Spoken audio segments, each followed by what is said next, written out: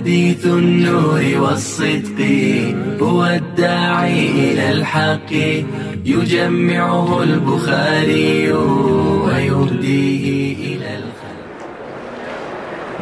بسم الله الرحمن الرحيم. الحمد لله رب العالمين والعاقبة للمتقين والصلاة والسلام على سيد الأنبياء والمرسلين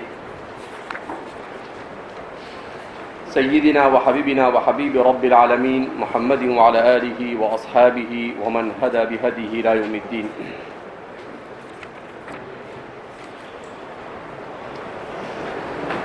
کتاب الایمان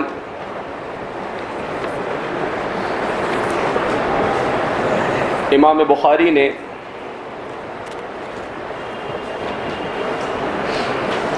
کتاب الایمان کا آغاز کیا باب بدء الوحی کے بعد.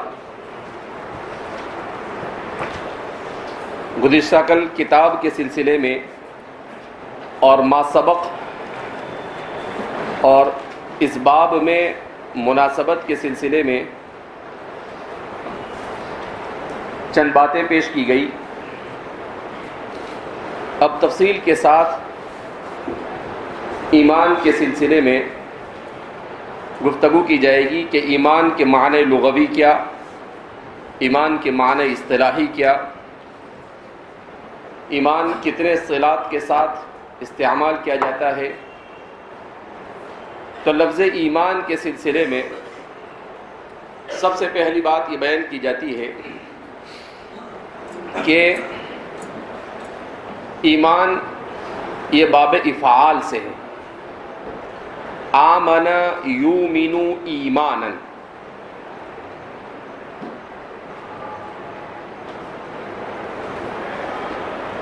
اس کا ثلاثی مجرد آتا ہے امینا یأمن امنا، باب سمع یسمع سے.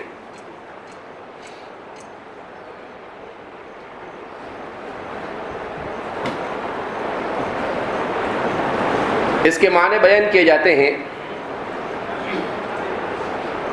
سب سے پہلا اختلاف اس سلسلے میں ہے کہ امینا ثلاثی مجرد سے یہ متعدی ہے یا لازم ہے. تو بعض محققین کا کہنا ہے کہ یہ لازم ہے، اور بعض کا کہنا ہے کہ یہ متعدی ہے.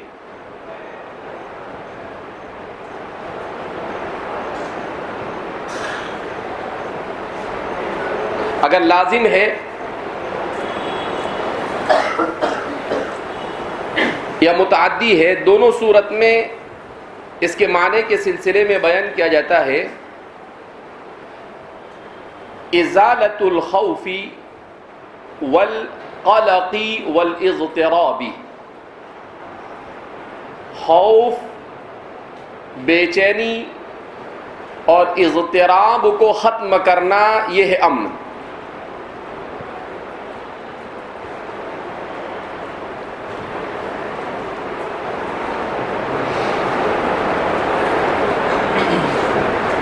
اگر امینہ کو لازم مانتے تو اس صورت میں اسے مفعول کی ضرورت نہیں، اور جب اسے مفعول کی ضرورت نہیں تو اس کے معنی ہوں گے امن میں آنا. اور اگر اسے متعدی بنایا جائے تو اس کے معنی ہوں گے امن حاصل کرنا. اس لیے کہ اسے متعدی بنائیں گے تو اسے مفعول کی ضرورت ہوگی.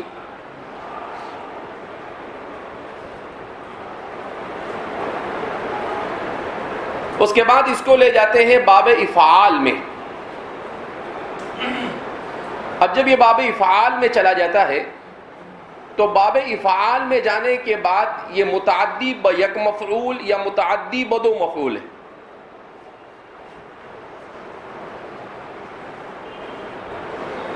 تو شریف جرجانی رحمت اللہ علیہ فرماتے ہیں کہ باب افعال میں جانے کے بعد یہ متعدی بدو مفعول ہوتا ہے. صاحب الکشاف امام جار اللہ زمخشری کی بھی یہی رائے ہے البتہ جمہور یہ کہتے ہیں کہ یہ متعدی بیک مفعول ہی ہوتا ہے، اس لیے کہ جمہور کا رجحان یہ ہے کہ یہ ثلاثی مجرد میں لازم ہے، اور جب اسے باب افعال میں لے جاتے ہیں تو یہ متعدی ہوتا ہے۔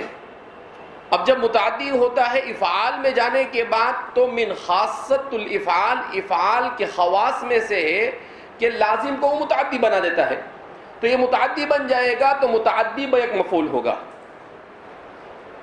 لیکن شریف جرجانی اور جار اللہ زمخشری ان کا یہ ماننا ہے کہ یہ لازم نہیں، متعدی ہے۔ اب جب یہ متعدی ہے تو جو پہلے سے متعدی ہوتا ہے اسے جب باب افعال میں لے جاتے ہیں تو یہ متعدی بدو مفعول ہو جاتا ہے۔ لہذا اس بنا پر وہ فرماتے ہیں کہ یہ متعدی بدو مفعول ہوگا، اس لیے کہ ثلاثی مجرد میں یہ لازم نہیں بلکہ متعدی ہے۔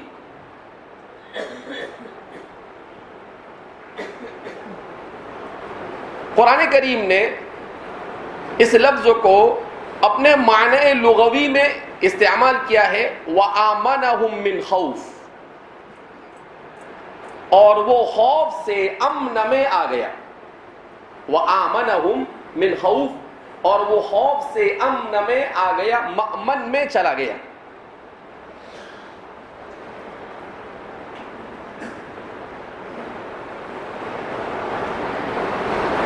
پھر اس کے بعد ایک بحث ہمارے محدثین اور لغویین یہاں پر یہ چھیڑتے ہیں کہ آمنہ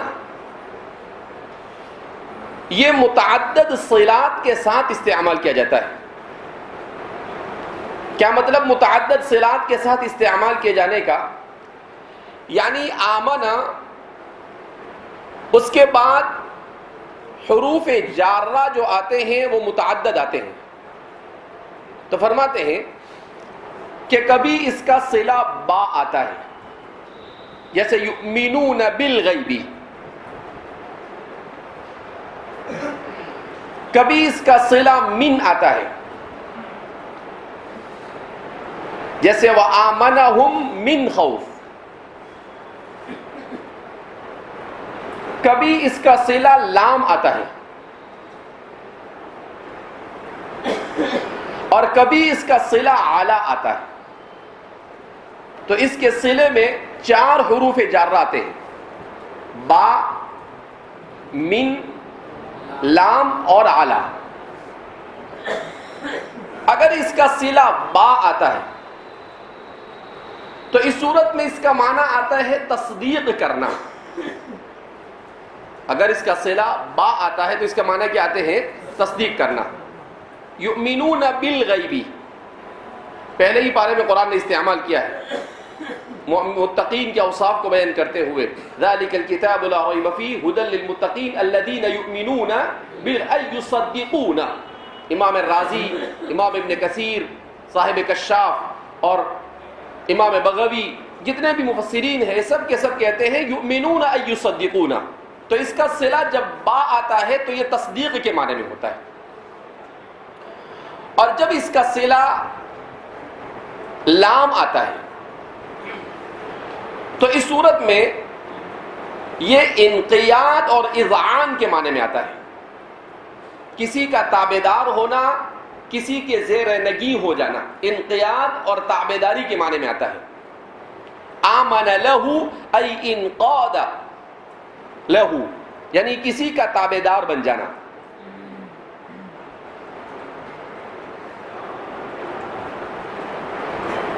اسی طریقے سے اس کا صلہ اعلیٰ آتا ہے۔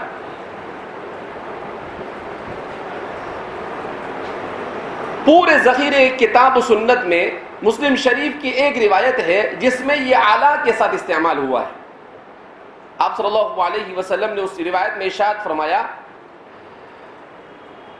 کہ ما من نبی الا اتى بمعجزۃ فمن آمن علیہ۔ مسلم شریف کی روایت ہے، تو آمنہ کا صلہ وہاں پر اعلیٰ آیا۔ جب آمنہ کا صلہ اعلیٰ آتا ہے تو اس کے معنی آتے ہیں اعتماد کرنا، بھروسہ کرنا۔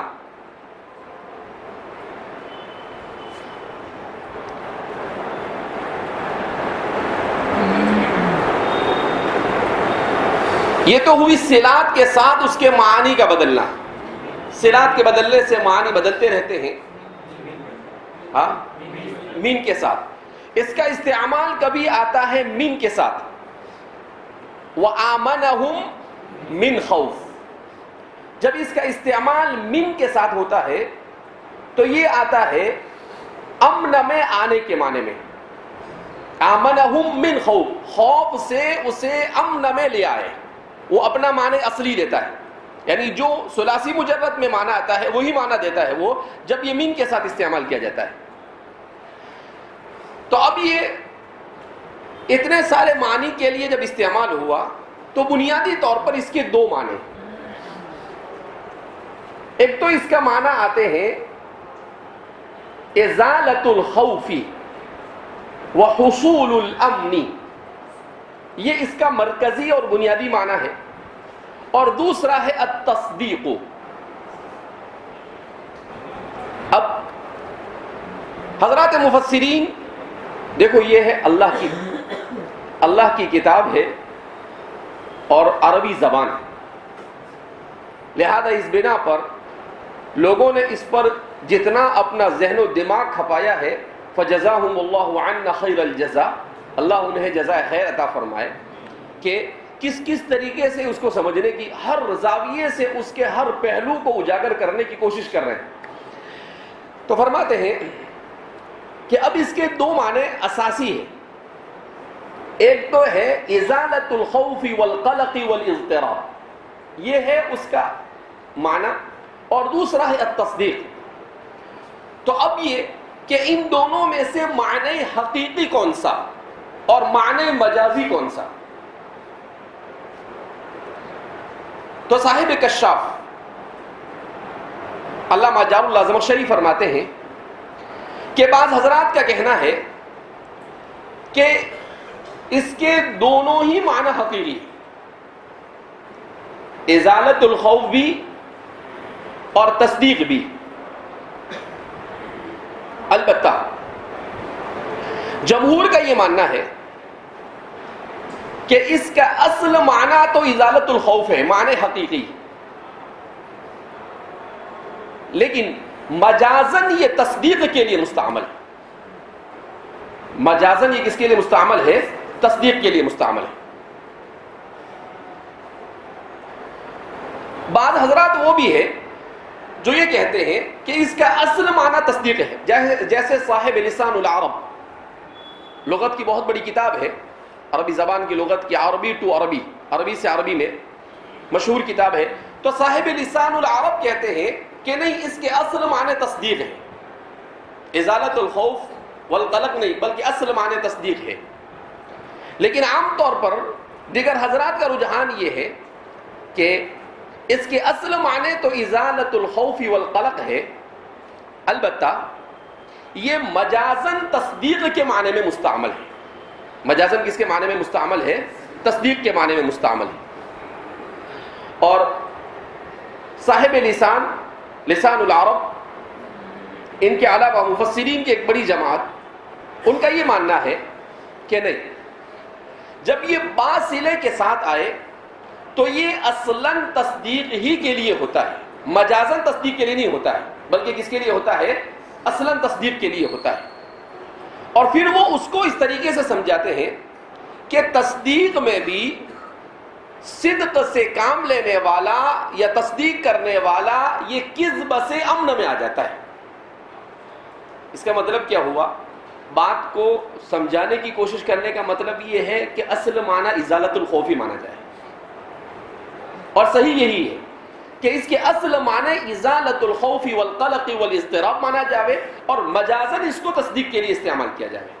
جیسا کہ قرآن کریم نے باصلے کے ساتھ اس کا استعمال کیا ہے, تو یہ جہاں پر بھی باصلے کے ساتھ اس کا استعمال ہے وہ کس کے لیے ہے؟ تصدیق کے لیے. یؤمنون بالغیب استعمال کیا, آمن الرسول بما انزل الیہ من ربہ وکل آمن باللہ وملائکتہ. تو ہر جگہ پر قرآن کریم جہاں بھی تصدیق کے معنی میں لینا ہے وہاں پر قرآن اس کو کس کے لیے استعمال کر رہا ہے؟ کس صلے کے ساتھ استعمال کرتا ہے؟ با کے ساتھ. تو یہ با کے ساتھ آئے تو تصدیق کے لیے, ورنہ ایسے ہی اگر یہ استعمال کیا جاوے یا مین کے ساتھ استعمال کیا جاوے تو یہ اپنے معنی حقیقی دیتا ہے. علا کے ساتھ آوے تو کچھ اور معنی ہے، لام کے ساتھ آوے تو کچھ اور معنی ہے، یہ ایک الگ بحث ہے. لیکن حقیقی معنی تو اس کے ازالت الخوف والقلق والاضطراب ہی ہونے چاہیے، اور مجازن یہ تصدیق کے لیے کیا ہونا چاہیے؟ مستعمل ہونا چاہیے. یہ زیادہ پسندیدہ معلوم ہوتا ہے. اب امام ابن تیمیہ وہ یہاں پر اپنی ایک تحقیق بڑی اچھی پیش کرتے ہیں. ابن تیمیہ فرماتے ہیں کہ تصدیق کے لفظ کے لیے صدق یصدق، تصدیق کا ایک لفظ استعمال کیا جاتا ہے عربی زبان میں، اور ایک لفظ ہے آمن یؤمن ایمانا، اس کو تصدیق کے معنی میں لینا. تو کہا دونوں میں فرق ہے. کہا دونوں میں کیا فرق ہے؟ تو ابن تیمیہ فرماتے ہیں کہ اگر کوئی چیز نظروں کے سامنے ہے اور نظروں کے سامنے کسی چیز کے بارے میں کہا جاوے تو اس کے لیے آپ آمنہ کا استعمال نہیں کر سکتے تصدیق کے لیے، بلکہ آمنہ کا استعمال اس چیز کی تصدیق کے لیے ہوتا ہے جو نظروں سے اوجھل ہو، جو غائب ہو، جو نظروں سے اوجھل ہو اور غائب ہو. لہذا وہ مثال بھی دیتے ہیں ابن تیمیہ.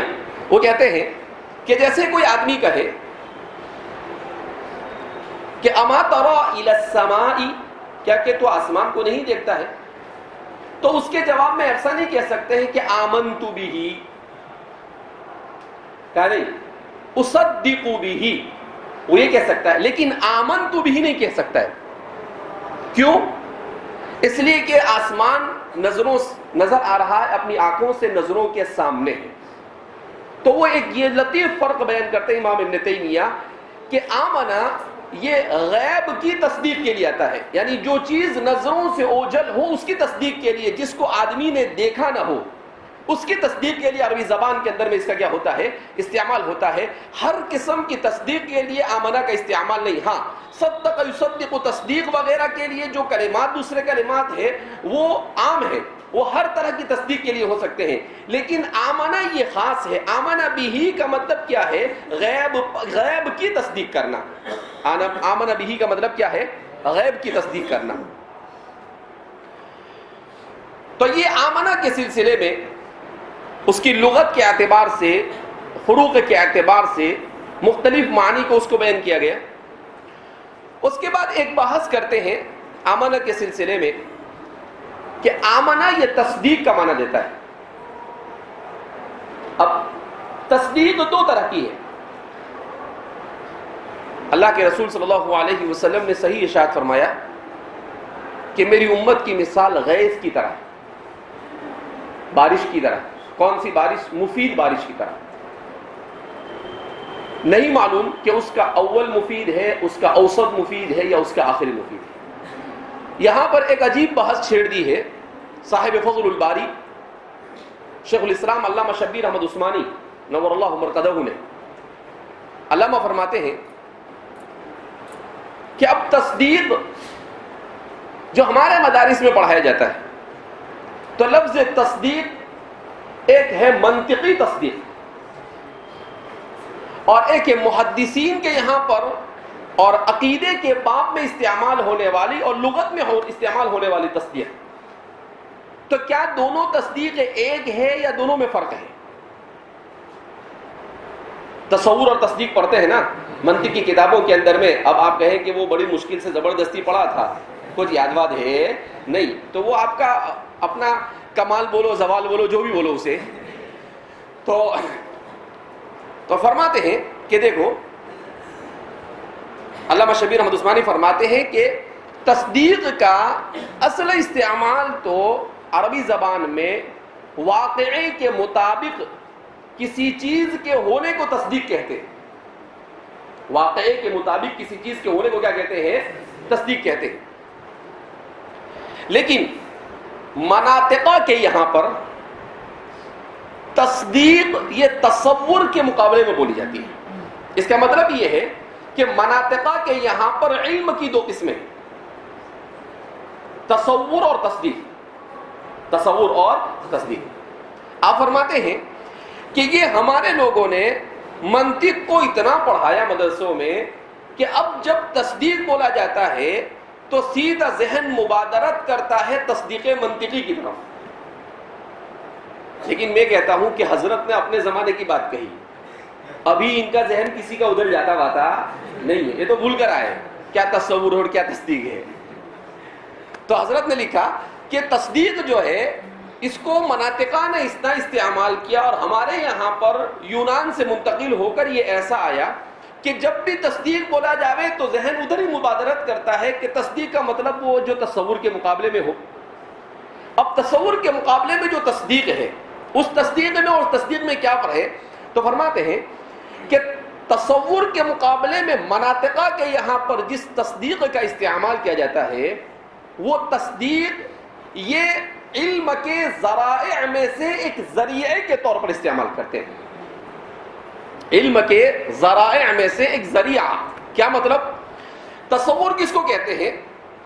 الصورۃ الحاصلۃ فی الذہن, کسی چیز کے صورت کا ذہن میں حاصل ہونا, یہ کیا ہے؟ تصور. اور تصدیق کس کو کہتے ہیں؟ کسی چیز کا واقعے پر ہونا, کسی چیز کا واقع یعنی صرف ذہن میں ہے, ہوائی بات ہے تو یہ تصور ہے, اور واقعتاً وہ چیز ہوئی ہے تو اسے کیا کہتے ہیں؟ تصدیق کہا جاتا ہے.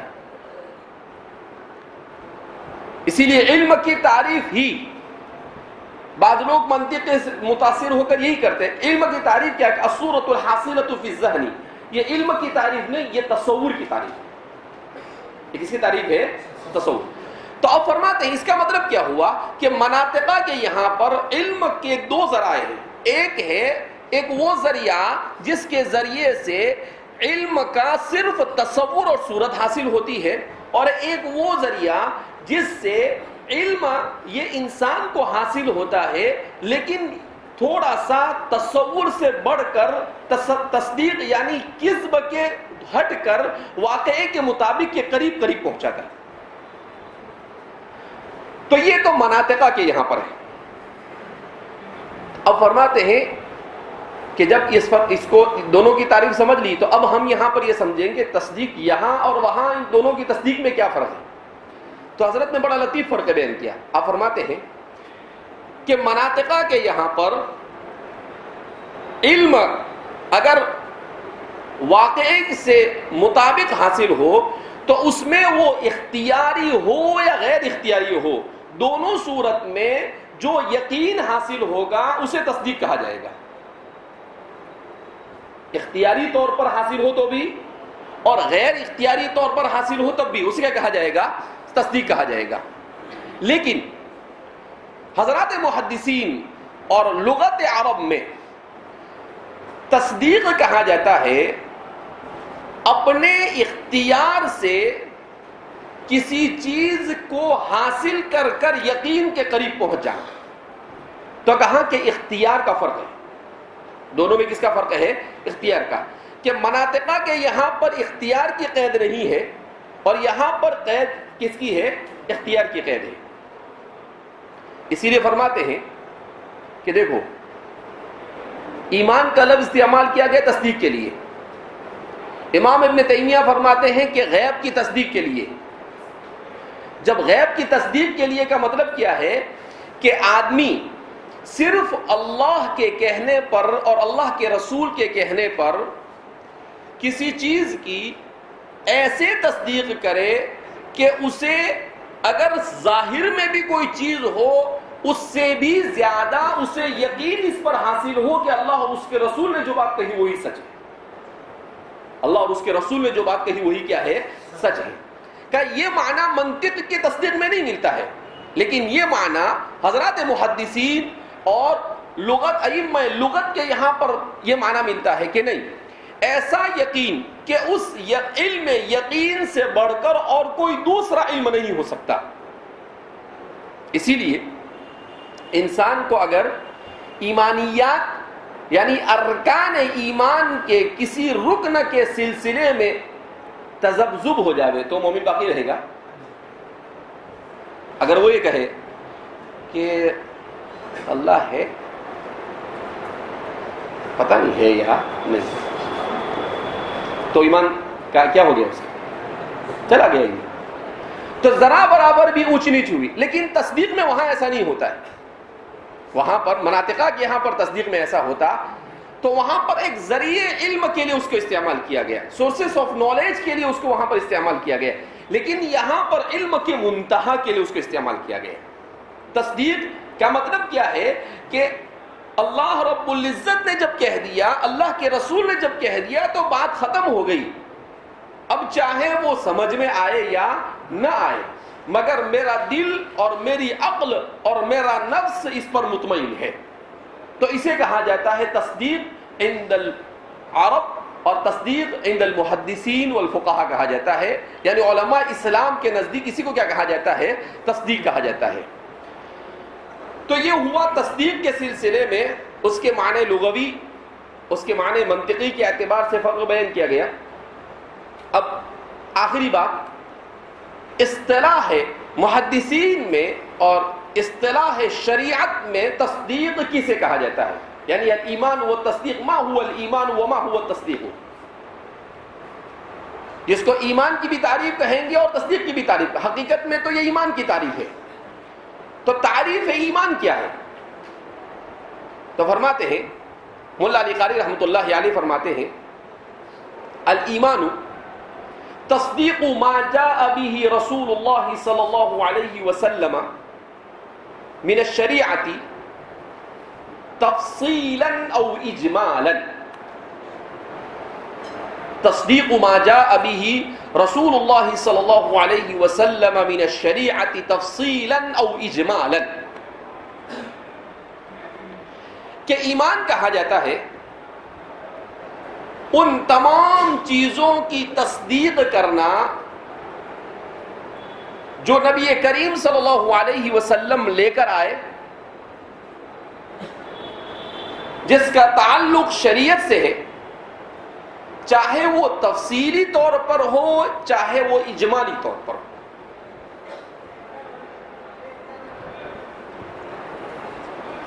ویسے لوگوں نے بہت ساری تعریفات کی ہے ایمان کی, لیکن عام طور پر ملا علی قاری رحمۃ اللہ علیہ کی اس تعریف کو لوگوں نے پسند کیا ہے, خاص طور پر اشاعرہ اور ماتریدیہ جو اہل سنت والجماعت کے دو عظیم مکتب فکر ہے. اس مکتب فکر کے مطابق اس تعریف کو سب سے زیادہ راجح قرار دیا جاتا ہے ملا علی قاری رحمۃ اللہ علیہ. اب انہوں نے کیا بیان کیا؟ تصدیق ما جاء به رسول اللہ صلی اللہ علیہ وسلم من الشریعۃ. یہاں تک تو بات آسان ہو گئی, لیکن بیان کیا اجمالا او تفصیلا یا تفصیلا او اجمالا. اس کا کیا مطلب؟ اس کا مطلب یہ ہے کہ نبی کریم صلی اللہ علیہ وسلم نے جس چیز کو اجمال کے ساتھ بیان کیا اس پر اجمالی ایمان, اور جس چیز کو تفصیل کے ساتھ بیان کیا اس پر تفصیلی ایمان. اب اجمالی ایمان اور تفصیلی ایمان کا کیا مطلب؟ جیسے آپ صلی اللہ علیہ وسلم نے مصدقا لما بین یدیہ من التوراۃ والانجیل, آپ نے کہا کہ تورات اور انجیل پر ہمیں ایمان رکھنا ہے. تو تورات اور انجیل پر ہمارا ایمان کون سا ہے؟ ایمان اجمالی. کون سا ایمان ہے؟ یعنی تورات اور انجیل اس میں کیا کیا بیان کیا گیا تھا اور کیا نہیں تھا, اس سلسلے میں تفصیل جاننے کی ضرورت نہیں. ہم صرف یہ کہیں گے کہ حضرت موسیٰ علیہ السلام پر تورات کا نزول ہوا, ہم اس کی تصدیق کرتے ہیں, تو یہ ایمان اجمالی ہے. یہ کیا ہے؟ حضرت عیسیٰ علیہ السلام پر انجیل آئی, اس پر ایمان کون سا ہوگا؟ اجمالی. حضرت داؤد پر زبور آئی, اس پر ایمان کون سا ہوگا؟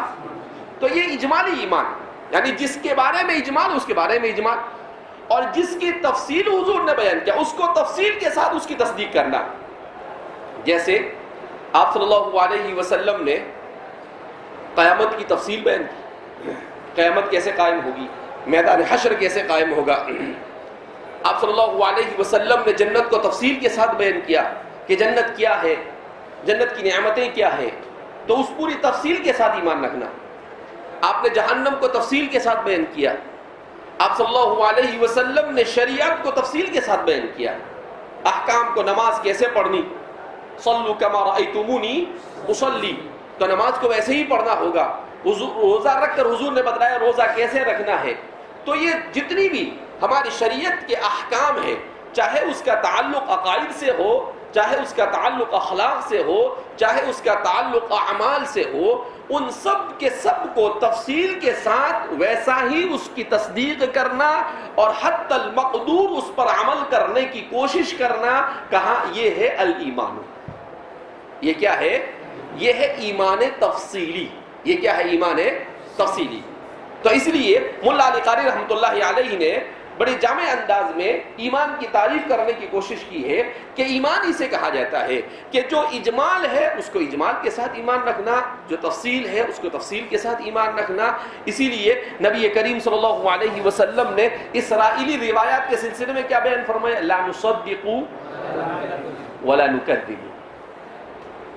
نہ ہم اس کی تصدیق کرتے ہیں اور نہ ہم اس کی. تو آپ کے ذہن میں سوال آنا چاہیے کہ تصدیق تو کرتے ہیں ہم، آمنت باللہ و ملائکتہ و کتبہ، ارے تصدیق کرتے ہیں مگر اجمالاً تصدیق کرتے ہیں. حضور نے وہاں پر جو کہا لا نصدق ولا نکذب، وہ کیا؟ اس کی تفصیل کے بارے میں، کہ اس کی تفصیل جو ہم تک پہنچ رہی ہے وہ تحریف کے ساتھ پہنچی ہے. اب اس میں کیا صحیح اور کیا غلط، کیا آمیزش ہوئی ہے، اس کے بارے میں ہمیں معلوم نہیں. اس لیے نہ ہم اس کی تصدیق کر سکتے ہیں اس تفصیل کی، اور نہ ہم اس کو تکذیب کر سکتے ہیں. کیوں؟ اگر تصدیق کرتے ہیں تو جو ملائی ہوئی ہے اس کی بھی تصدیق کرنا لازم آئے گی. اگر پورے کی تکذیب کرتے ہیں تو اس صورت میں جو اللہ کا ہے اس کی بھی تکذیب کرنا لازم آئے گی. تو حضور نے کہا کہ بھائی آپ کی شریعت جب آپ کو تفصیل سے بیان کر دی گئی تو آپ اپنی شریعت پر عمل کرو، اس کی تفصیلات جاننے کی آپ کو ضرورت نہیں، اس لیے کہ آپ سے ایمان اجمالی مطلوب ہے. اسی لیے بعض لوگوں کو شرائع من قبلنا کی تفصیل جان کر اس کے مطابق قرآن کریم کی تفسیر کرنے کا شوق جاگتا ہے. مودودی صاحب، حمید الدین فراہی صاحب، یہ اس فکر کے جتنے لوگ ہیں، یہ لوگ کیا ہے؟ تورات اور انجیل کی باتیں لے کر آتے ہیں. احادیث مبارکہ کے ذریعے سے قرآن کریم کی تفسیر کی لوگوں نے، وہ نہیں سمجھ میں آتا ان کو، اور تورات اور انجیل کو لا کر اس سے اس کی قرآن کریم کی تفسیر کرنے کی کوشش. ارے بھائی اس کی کیا ضرورت ہے ہمیں؟ ہمارے محدثین نے کام کیا. امام ابن کثیر نے پورے قرآن کریم کو احادیث رسول کی روشنی میں سمجھانے کی کوشش کی ہے. تفسیر القرآن العظیم 20 جلدوں میں ان کی تفسیر ہے، جس کو بعد میں 3 جلدوں کے اندر میں کیا گیا. اور ابھی موسوعۃ تفسیر القرآن الکریم بالماثور کے نام سے ایک علماء کی ایک بڑی جماعت نے ایک موسوعہ تیار کیا ہے تقریباً 30 سے 35 جلدوں میں، جس میں پورے قرآن کریم کو روایات صحیحہ کے ساتھ قرآن کریم کی تفسیر کو کیا کرنے کی کوشش کی ہے. تو یہ ہے کام کرنے. تو اس لیے کہا کہ ایمان اجمالی، اس پر اجمالی ایمان ہے، اس کی تفاصیل جاننے کی ضرورت. ارے بھائی ہماری شریعت کی اتنی تفصیل ہے کہ یہی پڑھ لے تو غنیمت ہے، زندگی نکل جاوے یہ نہیں پوری ہوگی تو ادھر کیوں منہ مارتا ہے بھیا؟ جس پر تجھے عمل کرنا ہے اسی پر اگر تو آ جاوے اور اسی کو سمجھ لے تو یہ کمال ہے تیرا، اس سے آگے جانے کی ضرورت نہیں ہے. اس لیے کہا کہ ایمان اجمالی جہاں پر مطلوب ہے وہاں پر اجمالی ایمان لائے، اور جہاں تفصیلی مطلوب ہے وہاں پر تفصیل کے ساتھ ایمان لانا. یہ کہا جاتا ہے کہ اسے کہتے ہیں الایمان الشرعی. اسے کیا کہا جاتا ہے؟ الایمان الشرعی. دیکھو اللہ رب العزت نے، ایک مفکر نے بڑی اچھی بات کہی ہے کہ اللہ رب العزت نے انسان کو 4 چیزوں سے مرکب بنایا. کتنی چیزوں سے؟ ایک ہے عقل، دوسرا ہے روح، تیسرا ہے بدن، اور چوتھا ہے نفس. نفس اور روح دونوں الگ الگ. کہا یہ 4 چیزوں کے مرکب کو انسان کہا جاتا ہے، اور ہر ایک کو اس کی غذا چاہیے. ہر ایک کو کیا چاہیے؟ اس کی غذا. عقل کی غذا کیا ہے؟ علم. عقل کی غذا کیا ہے؟ اس کو علم اور تجربات چاہیے.